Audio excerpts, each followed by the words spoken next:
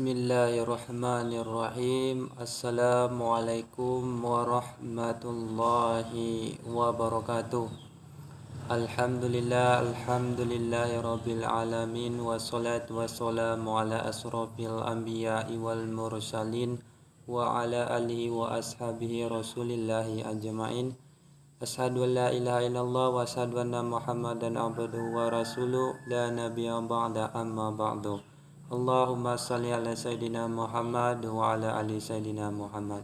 Baiklah santriwan dan santriwati kelas 7, berjumpa lagi bersama Ustadz pada mata pelajaran fisika, di mana pada pertemuan sebelumnya kita sudah membahas mengenai besaran pokok dan besaran turunan.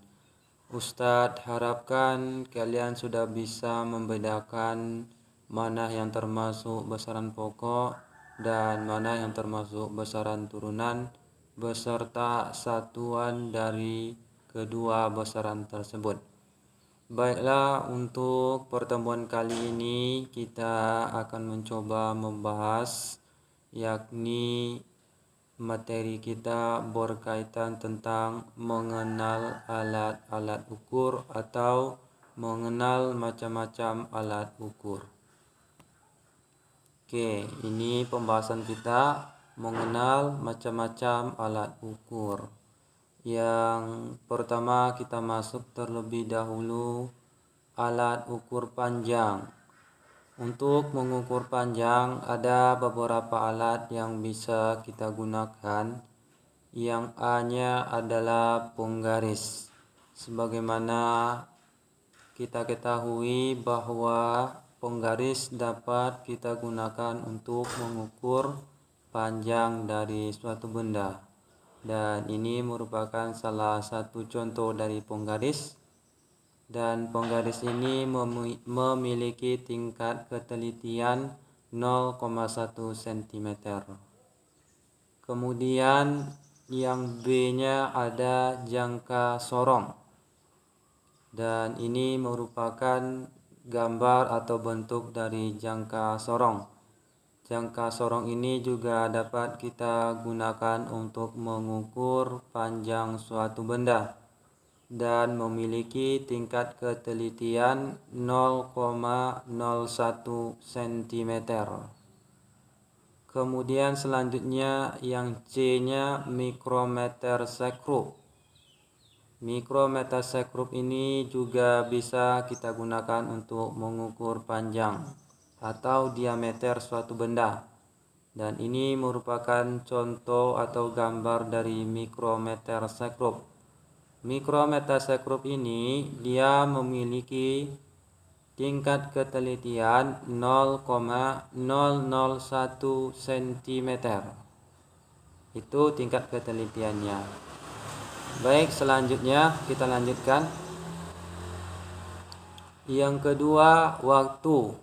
Untuk mengukur waktu ada beberapa juga alat ukur yang bisa kita gunakan. Oke, yang A-nya jam tangan.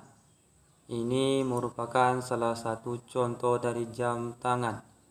Jam tangan bisa kita gunakan untuk mengukur waktu. Misalkan berapa lama kita menempuh perjalanan dari rumah ke sekolah. Bisa kita gunakan menggunakan jam tangan atau bisa kita ukur menggunakan jam tangan. Kemudian selanjutnya yang kedua ada namanya stopwatch. Selain jam tangan, yang kedua namanya stopwatch. Alat ini juga bisa kita gunakan untuk mengukur waktu. Stopwatch ini biasanya digunakan oleh pelari. Berapa menit atau berapa detik yang ia tempuh dalam jarak 100 meter. Itu biasanya diukur menggunakan stopwatch. Oke, selanjutnya kita masuk massa. Alat ukur massa dalam kehidupan kita terdapat beberapa alat untuk mengukur massa ini. Tapi Ustaz contohkan hanya satu, yakni neraca Ohaus. Kemudian ini merupakan bentuk dari neraca Ohaus.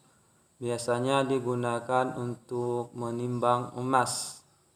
Oke, ini adalah salah satu contoh dari alat ukur massa. Yang keempat adalah suhu. Alat ukur suhu yang dapat kita gunakan atau sama-sama kita ketahui adalah termometer. Di sini ada beberapa bentuk dari termometer. Nah, ini biasanya ketika kita sakit, dokter biasanya menggunakan alat ini untuk mengukur atau mengecek suhu badan kita. Kemudian yang di sebelahnya, gambar yang ini merupakan alat yang digunakan untuk mengukur suhu badan kita. Dan ini sangat sering kita jumpai pada saat sekarang ini untuk mengukur atau mengecek suhu badan kita, terutama pada masa pandemi COVID-19 ini. Ini merupakan contoh alat ukur yang dapat kita gunakan untuk mengukur suhu. Nah, pada pertemuan kali ini mungkin kita hanya membahas mengenai macam-macam alat ukur. Kemudian untuk pertemuan selanjutnya nanti Ustadz akan menjelaskan bagaimana tata cara membaca skala pada suatu alat ukur, terutama pada mikrometer sekrup, jangka sorong, dan stopwatch. Itu akan kita pelajari pada pertemuan berikutnya. Nah, untuk pertemuan kali ini Ustadz cukupkan sampai di sini. Kemudian untuk tugasnya di rumah, sebutkan alat ukur yang dapat kita gunakan untuk mengukur panjang suatu benda.